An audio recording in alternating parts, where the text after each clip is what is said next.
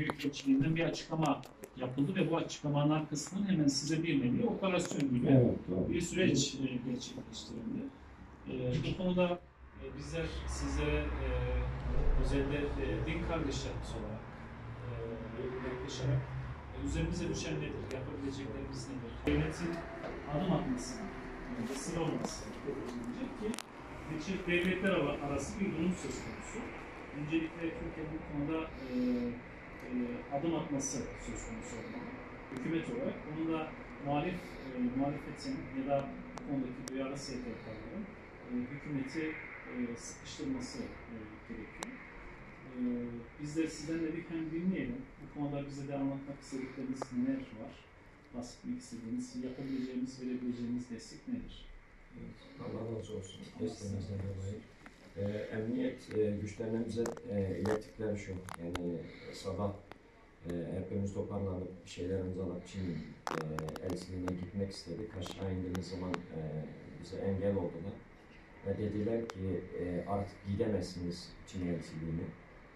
Çünkü yaptığınız şeyler izine tabidir, izin almanız gerekiyor, öyle böyle dedi. Aslında bizim hakkı arayışımız için hiçbir izine ihtiyacımız yoktur. Yani bu izine tabi bir şey değildir.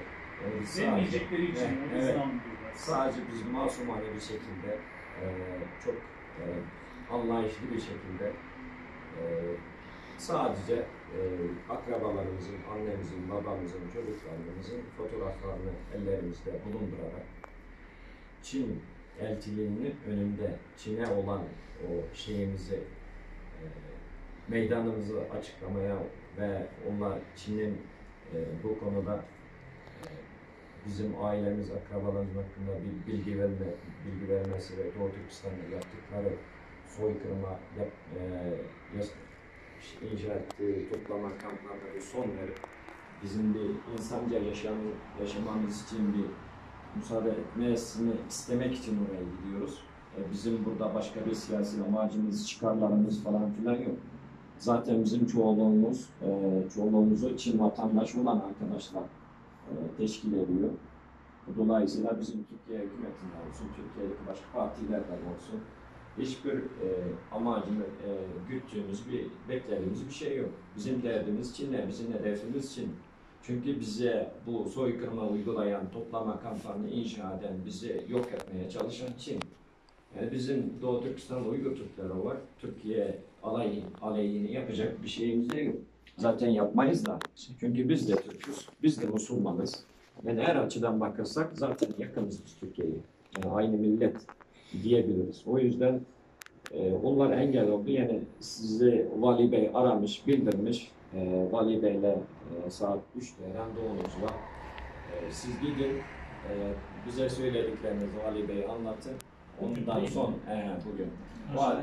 Ondan sonra Vali Bey'le görüştükten sonra Vali Bey'in nasıl size müsaade ederse o şeyden ilerlersiniz ama Çin elçiliğine gitmenize müsaade yok ondan sonra. Şu an izlenen politikanın saçmalıkları nasıl diyeyim, tutarsızlık mı? Tutarsızlık da şu. Diyarbakır'daki annelerimizin, PKK terör örgütlerinin kaçırdığı evlatlarını için nasıl nöbet tutuyorlarsa bizim bu arkadaşlar da aynısını, dünyanın en masum nöbetini tutuyorlar. Oraya devlet bakanları, işte erkanlar gidip destek verdi. Burada bizim Çin konsolosunun önünde yani oraya karşı bir içimizden çıkan ses haykıramamamıza bile engel oldular mesela. Dini, ırkı ne olursa olsun onların yanında yer almasını, biz siyasetimizin bu şekilde dizayn edilmesini talep ediyoruz. Tarafından onaylanan suçları yerde anlaşması bizi derinden üzdü. Ya öyle bir şeyin değil TBMM'de onaylanması, TBMM'ye gelmesi bile bizi derinden üzüyor. Çünkü tamam yani Türkiye bir devlet olarak başka devletlerle böyle ikili ilişkiler, ikili anlaşmalar yapabilir. Yani birçok devletlerde yaptı da böyle geri gönderme anlaşmaları. Ama Türkiye'nin şimdi bu anlaşmanın yaptığı muhatabı, karşısında bulunduğu devlet Çin. Yani Çin'i biliyoruz. İnsan hakları konusunda en düşük puan alan, senelerdir Doğu Türkistan'da soykırım yapan eli kanlı bir devletten bahsediyoruz. Tamam, Türkiye devletimize güveniyoruz ama bunun muhatabı olan Çin'e hiç güvenmiyoruz. Arkadaşın söylediğine ben bir şey ekleyeyim. Yani suçların iadesiyle ilgili Çin'in 26 Aralık'ta imzalanan, yani o kongreden geçen kanun yasasının içerisindeki suçlu ibaresinden kimin suçlu olduğu tanınan şahslar Çin'e göre başka, Türkiye'nin tanımladığına göre başka. Çin ne diyor? Çin'in suçlu olarak ifade ettiği, suçlu olarak nitelediği insanlar Doğu Türkistan'da, Uygur, namazını kılan, Allah'tan başka kimseyi kabul etmeyen, yani nasıl diyeyim, Çin'in zalimliğine, Çin'in zulmüne boyun eğmeyen insanlar, Doğu Türkistan'ın Uygurların menfaatini, Uygurların şu an soykırım uğradığını dünyaya dile getiren herkes dünyada yaşayan, özellikle Türkiye'de yaşayan, onların gözünde, onların onayladığı kanun itibariyle suçlu. Burada Türk vatandaşları da var mesela, Uygur Türkleri. Onları bırakırsanız onlar da suçlu.